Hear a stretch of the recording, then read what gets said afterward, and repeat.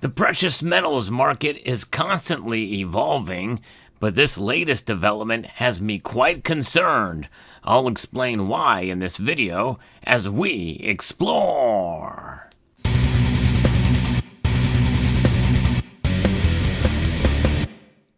Buying and selling of precious metals happens on multiple fronts. In fact, most of the trading that occurs is in cyberspace. Essentially, it's the electronic transfer of gold and silver contracts, or essentially the futures market and the exchange traded funds, that type of thing, paper versions essentially of gold and silver that are occurring out there. But what about in the physical market? Well, that's where the big shift is happening now that is quite concerning to me, especially considering the latest reports that I've been seeing just recently. Before we get there, I want to remind you that you can work against this by having gold yourself, holding on to gold. But if you do buy it, especially with the prices where they're at right now, you might consider this option. This is the Summit Metals wallet. It's made out of metal, and you can get these little 1 gram bars and fill it up like I'm doing. And the thing is usually when you buy gram-sized gold, typically it has a pretty high premium, and that is certainly still the case, but it is smaller than it has been in the past. Summit Metals has a pretty good deal on these, so check out summitmetals.com. So what's going on in the market? Well, there's good news for the East. Hong Kong investors have tripled gold holdings and rushed to haven asset, according to a recent survey by HSBC. Affluent investors in Hong Kong have nearly tripled their allocation to gold amid economic and geopolitical uncertainties, according to HSBC. Individual investors in the city with $100,000 to $2 million in investable assets had allocated 11% of their portfolios to gold and other precious metals, up from 4% a year ago, according to the survey that was just recently published. On the mainland, wealthy investors had increased their holdings to 15%, compared with 7% a year earlier. And that's with gold now reaching an all-time high when adjusted for inflation.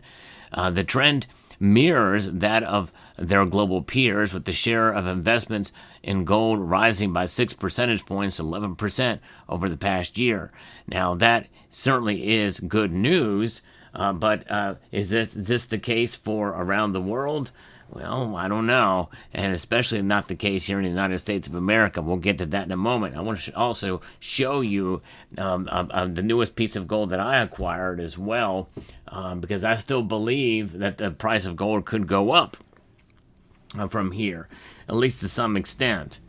Now, gold, we saw before the holiday, it was up well over $3,300 an ounce, and it was up 28% this year to date. It hit an all-time high of $3,500 back in April. It followed sweeping tariffs imposed by Donald Trump against all major trading partners, which sent global markets tumbling and prompted a rush for safe haven assets. That has since subsided a bit, with new trade deals now being announced in Vietnam and taken into effect in the United Kingdom. In May, central banks around the world added a total of 20 tons to their gold reserves, according to the World Gold Council. And that's good news, and that's really across the board. The National Bank of Kazakhstan added 7 tons, while the People's Bank of China added 3 tons, at least that we know of. The gold rush has prompted several Chinese gold miners to raise funds in Hong Kong amid a surge in initial public offerings in the city. Shares that we see with gold miners and the like are something to take into account here. But with the survey that HSBC did of more than 10,000 individual investors from 12 markets, including the U.S., the UK, mainland China, and Hong Kong in March, investors globally have reduced their allocation to cash and cash equivalents. No, again, more good news. In the short term, highly liquid investments that can easily be converted to cash to 20%, compared with 33% a year ago. In Hong Kong, investors cut their allocation to cash and cash equivalents from 34% to 20%. They also cut their positions in fixed income and assets. So aside from gold, they increase their exposure to cryptos and equities by 3 percentage points and to real estate by 2 percentage points. So, and essentially, people are kind of moving further away from cash and more into other asset classes out there, real estate, cryptocurrencies, and yes, definitely gold. Gold is tried, true, and tested.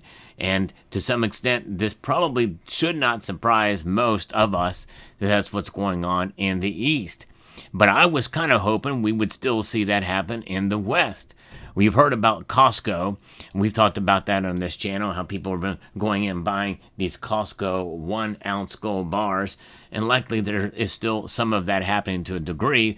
But the Business Times is reporting that there is a massive shift occurring and with a lot of buying happening in the East and selling in the West, specifically here in the United States. Americans who once snapped up gold bars and coins are offloading the assets while their Asian counterparts show no let-up in bullion buying, according to a sign that investors on opposite sides of the world have different outlooks on the global economy. And again, this is concerning to me because I was hoping that we may have made a shift here in this country to kind of follow the East. But no, that is not the case. We do not have diamond hands, apparently, overall, as Americans.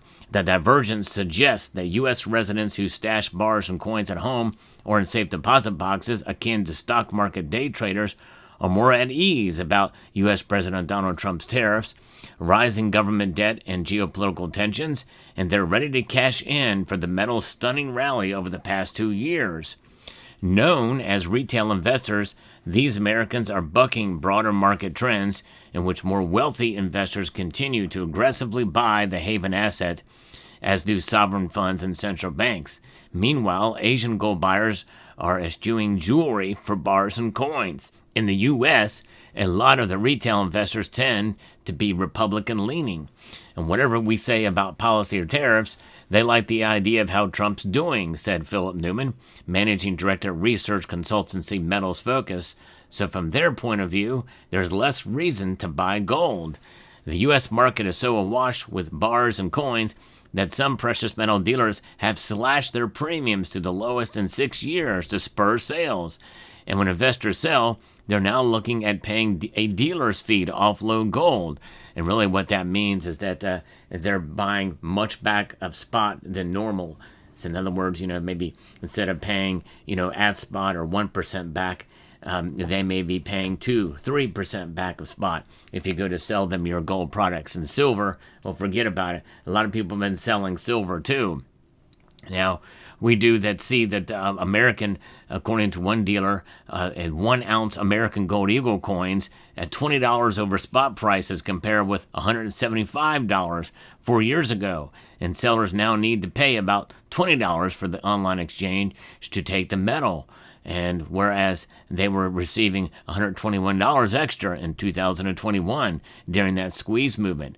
And there's other dealers in New York City who are basically running out of cash. They're running out of cash to pay people for their gold. Gold's gone up that much. That is certainly the case. So that's why this is sort of a buyer's market right now, rather than a seller's market. So this is not the time to sell, in my opinion, even though, yes, prices are high.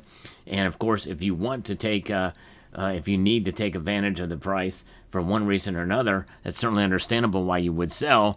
But I would think if you've got the luxury to hold, do it. Do it big time. Hang on to your gold. I still think it's probably going to climb up, at least to some extent. I don't think it's going to go much down from where we're at right now. And in fact, I'm still a buyer of gold, and maybe not as much as I had been in the past given the price, but I recently just acquired this. And this is a very nice, I've been getting into these sovereigns as of late. It's a great way to be able to get low premium gold that's attractive here, and really just kind of inspired by the sovereign and what it means throughout history. It's really the preeminent. Essentially, this thing dominated the gold bullion market for quite a number of years, as these were minted in not only the United Kingdom, but also in India and also in Australia for so many years before there really was a bullion market before the South African Krugerrand came along.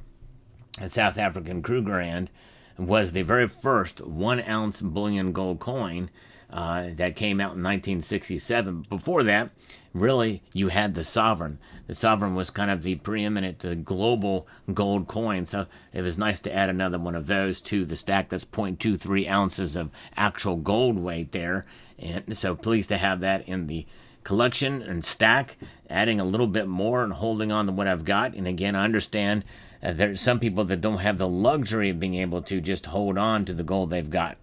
So if they can take profits to pay down debt, certainly understandable. However, I like the idea of being fiscally responsible and working hard in order to accumulate these and use these to pay down your debt, so you don't have to sell this to do it.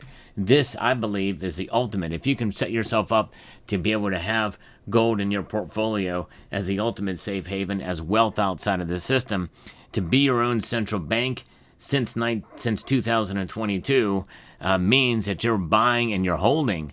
I don't see any central bank, save for a very few exceptions, briefly for a time, that have sold off their gold.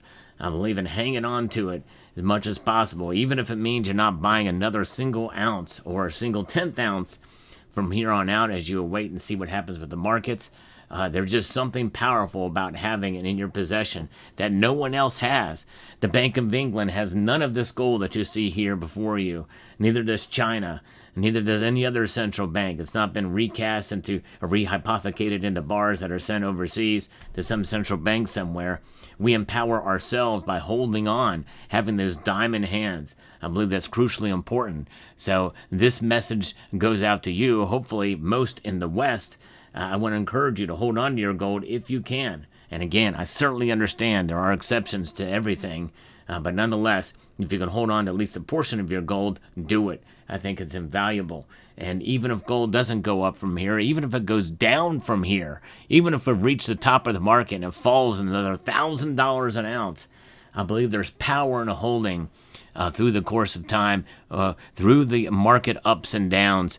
It's about having wealth outside of the system, to me, is more valuable than the price fluctuations of a metal. So there you have it.